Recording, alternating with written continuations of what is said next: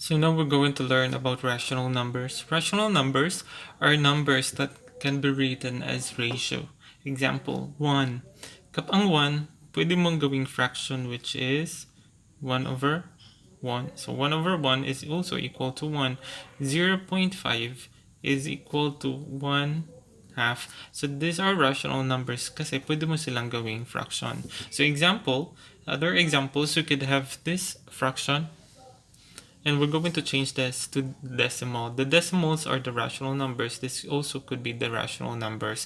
So 3 over 5 or 3/5 is the same as 3 divided by 5. So if you have calculator, you could simply write 3 divided by 5. The answer in the calculator, that's the decimal form. However, because we don't have decimal, don't have calculator, so we're going to divide this manually. So 3 divided by 5. So 3 divided by 5 cannot be, so we're just going to add 0, add decimal point also in here. So 30 divided by 5, that's 6. So 6 times 5, 30 minus 0. So the decimal form of 3 over 5 is 0.6. Next, 1/3. 1/3 means 1 divided by 3. So 1 divided by 3. So 1 divided by 3 cannot be, add 0 again, 0 point something. So 10 divided by 3 is 3, because 3 times 3 is 9. 10 divided by 9 at 10 minus 9, that's 1. So 1, dagdag ka ulit ng 0, 10 na naman. So ibig sabihin 10 divided by 3, 3 na naman. So paulit-ulit lang yan. So kapag paulit-ulit, it's a repeating number or a repeating type of decimal. Kapag repeating type of decimal, ibig sabihin yan paulit-ulit yan. So, what you're going to do is just simply write a bar at the top of 3. Ibig sabihin yan, ang 3 is paulit-ulit na walang katapusan. 0.333333333 dot so on and so forth. So, dahil wala siyang katapusan, you could simply write 0.3 dot. So, this is repeating and non-terminating. Ibig sabihin ng non-terminating, hindi nagtatapos na decimal. So, that's non-repeating. Next. This one. Negative 4, 1/2. Negative 4, 1/2. We know that negative 4 is already there. So, we don't need to solve. Ibig sabihin, negative 4 point. What is 1/2 in decimal? So, 1 divided by 2. So 1 divided by 2, it's 0. So cannot be, so add 0. So 10 divided by 2, that's 5. Sa 10 ilang 2? 5. 5 times 2, 10, 0. So 0.5, or you may simply erase this. Diba? 0.5 yun kanina. So 4.5. Next. So next dyan, it's ganito. Decimal to fraction na naman, baliktad. So decimal to fraction, ang 0.3, gawin mong fraction. So 0.3, ganito lang gagawin to make it simpler. Kapag isang number lang after ng decimal point, ibig sabihin that's 10. Isang 0. So 3 over 10. Kopyahin mo yung number dito, 3 over 10. Halimbawa, kung 0.35. 0.35 ilang numbers after decimal point? That's 1, 2. 1, 2. Dalawang number. So that's 100. Dalawang 0. So 35 over 100. 35 over 100 can be written in simplest form. What number is the greatest common factor of 35 and 100? That's 5. 35 divided by 5, 7 over 20. Anong pinakamalaking number na makadivide sa kanilang dalawa? 5. So 7 over 20. Example, 0.467. If 0.467, 1, 2, 3. So 1,000. Tatlong 0. So 467 over 1,000. So that's it. So halimbawa kung 1.3 naman, 1.3 Ibig sabihin yan, it's 1, 3 over 1 and 3 over ilang number after decimal point? Isa. So, 1 and 3 over 10. Next, 0.2 bar. Ibig sabihin ito ulit, 0.2222, walang katapusang 2. So, this is quite complicated. So, what are you going to do in here is this. Itong 0.2, let n be equal to 0.2 bar. Again, let n be 0.2 bar. Halimbawa, kung isang number lang ang may bar after decimal point, so ang ibig sabihin yan, 10 lang i-times. Katulad dito, halimbawa kung isang number lang, it's 10. Kapag dalawang number, it's 100. Dito, isang number lang, so that's 10. So, kopyahin mo itong first equation, bar, times ka ng 10, times ka rin dito ng 10. So, magiging 10n, 10 times n, 10n is equal to, ito siya, dahil 2 bar siya, ibig sabihin, i-move mo doon ng isang, mag-move ka ng isang number doon. Kopyahin mo itong 2.2 bar. Ibig sabihin, kunan mo ng isang 2 doon, ilagay mo sa before, ilagay mo sa unahan nito, huwag mong lagyan ng bar. Next. Ito na siya. This is the second equation after multiplying 10. Next, i-minus mo yung first equation. Itong first na ito, first dito, i-minus mo.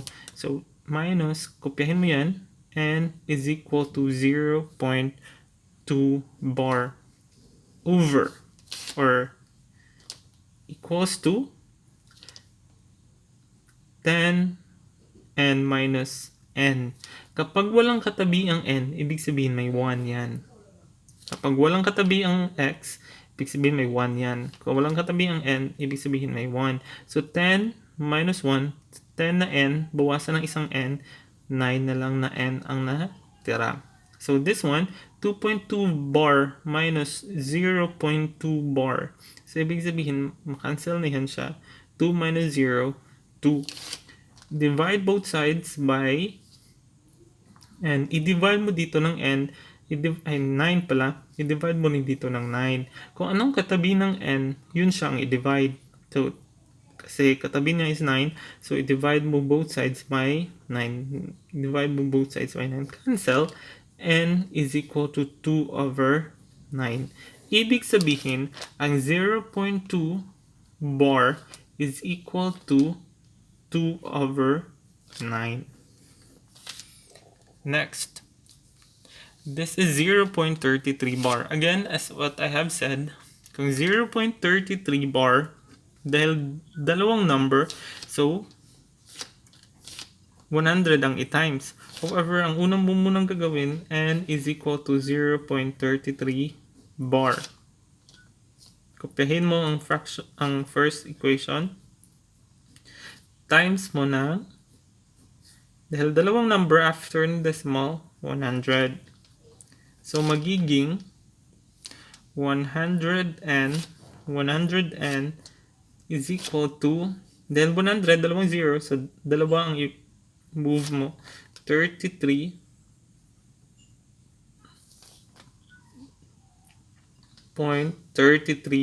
bar.